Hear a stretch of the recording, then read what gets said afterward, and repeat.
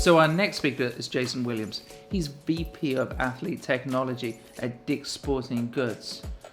Dick's has been exploring how to evolve the customer experience in store and digitally using data and other techniques. And I wanted to talk to Jason about the strategies they're employing, how they've responded to the moment, and their ambitions going forward. Jason, welcome. Thank you, Piers. It's been great to be here. Really excited to be part of the Retail Innovation Week event this week. That's great. It's great to have you here as well. So let's get started. I mean, it's been an interesting time for big box and large format retailers. Possibly, maybe you can also give a little context about what Dick's Sporting Goods is for some of our more international audience, and then just help us understand how you've been twisting and turning over the last few months. Absolutely. So yeah, if you're not familiar with Dick's Sporting Goods, we're a US-based retailer.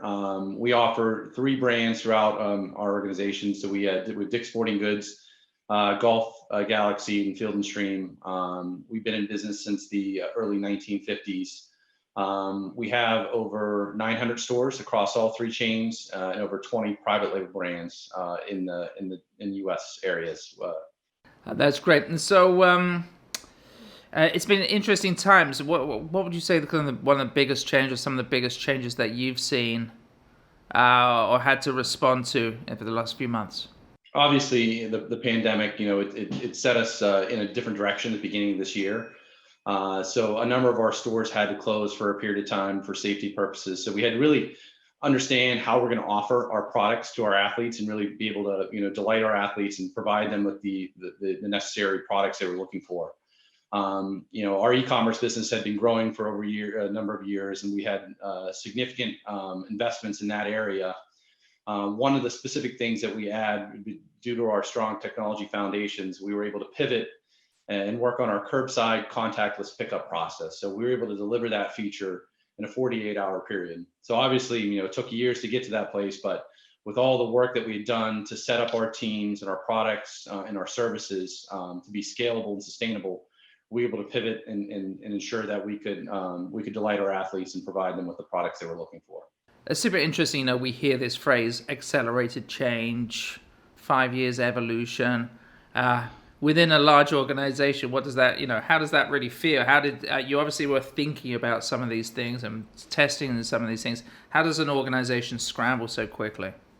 Well, I think if we hadn't started our journey a few years ago, it would not have come to fruition. So a few years ago, we really shifted from a project-based mentality where we were these large project initiatives that we were really looking at. Was the project on time or was it within budget? And we shifted to a product hierarchy and a product mindset. So if you're familiar with domain-driven design, we established these specific product teams by business domain. So an example of this would be a pricing team or a cart and checkout team. They're solely responsible for delivering value through fast feedback loops for continued investments in those specific areas.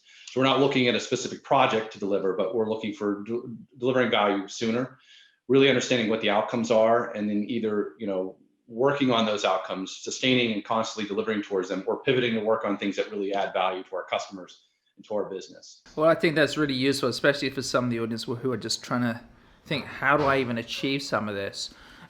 You evolved, Dick's evolved their BOPIS, their curbsides. Do you think some of those ideas will go back in the closet, or get the dust sheet will go back over them once everything goes back to normal, or how's the business gonna change? BOPIS and curbside are here to stay. We're obviously, even since before the pandemic, we were actually leveraging a lot of our stores as mini fulfillment centers. So we deliver, it's fastest delivery to our customers because it's in the vicinity of where they live, so they get their product sooner. Today, we actually fulfill around 70% of our sales from our stores. With the pivot to curbside, even after we initially deployed it for our initial MVP, from a safe and healthy perspective, curbside penetration has been fantastic. It's been substantial. We've actually added some additional features there for proxy pickup, and I'm on my way to the store.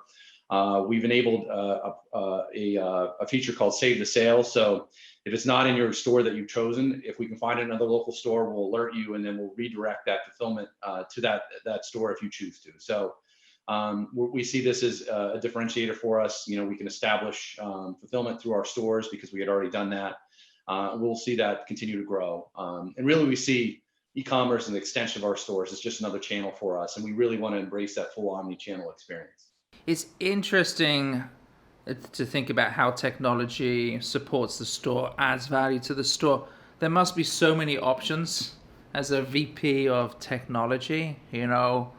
Are there any kind of guiding principles about that help you decide which strategies to pursue, which tactics to pursue?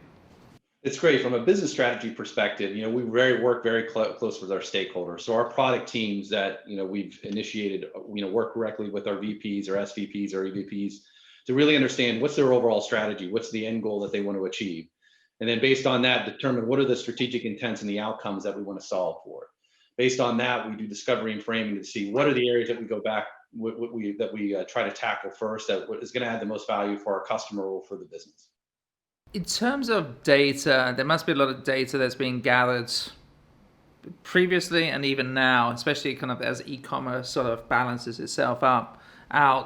Can you talk to me a little bit about how the use of data and how that's driving both the business, the customer experience, maybe even the products that you carry? Absolutely. We made a significant investment in data analytics, data products, data sciences around machine learning and AI. You see that with our personalization. You see that with our loyalty scorecard program. We have 20 million active users in our scorecard program. And all that goes with collecting all the data and the behavioral analysis and the clickstream data to understand, what are the buying behaviors of our customers, understand what their needs are, making sure we're offering the right assortment of products. It's something that we're going to continue to invest in. We've done it in the e-com space. We're doing it in the stores. And we think it's a key differentiator if you really want to understand what your athletes or your customers for another organization want and really want to leverage from your products and your brand. Is there any investment in technology to support the store associates? Is there anything interesting? Absolutely. So it's funny. We term, even though stores are our store technologies, it's termed as an athlete technology under my area, because if you help the teammate, in the end, you're going to help the athlete, right? Because they're going to be able to spend more time at the athlete. We're going to make their experience, the teammate in stores or in their DCs, more seamless, less friction.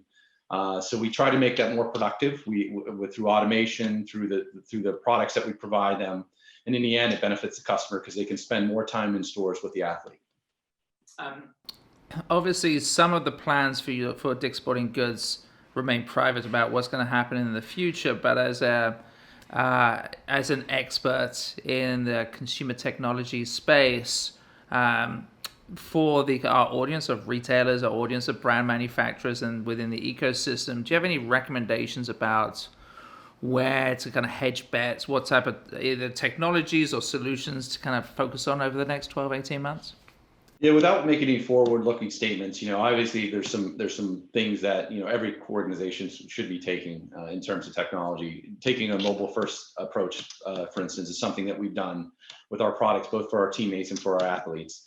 Connectivity, with the Internet of Things and expanding connectivity options with 5G on the horizon, that's something we're focused on as well. Because we want to be able to leverage that across online, as well as stores to create that true omni-channel experience. And then to your point, data is the king. If you have and establish good data practices, understand data, and you can use it and benefit your customers, it's something that will allow you to grow and expand your business. That's great. Thank you so much, Jason. It's been fascinating to understand the business of and I truly appreciate the kind of insight in terms of just how you make change happen. Jason Williams, VP of Athlete Technology at Dick's Sporting Goods. Thank you. Thank you, Piers.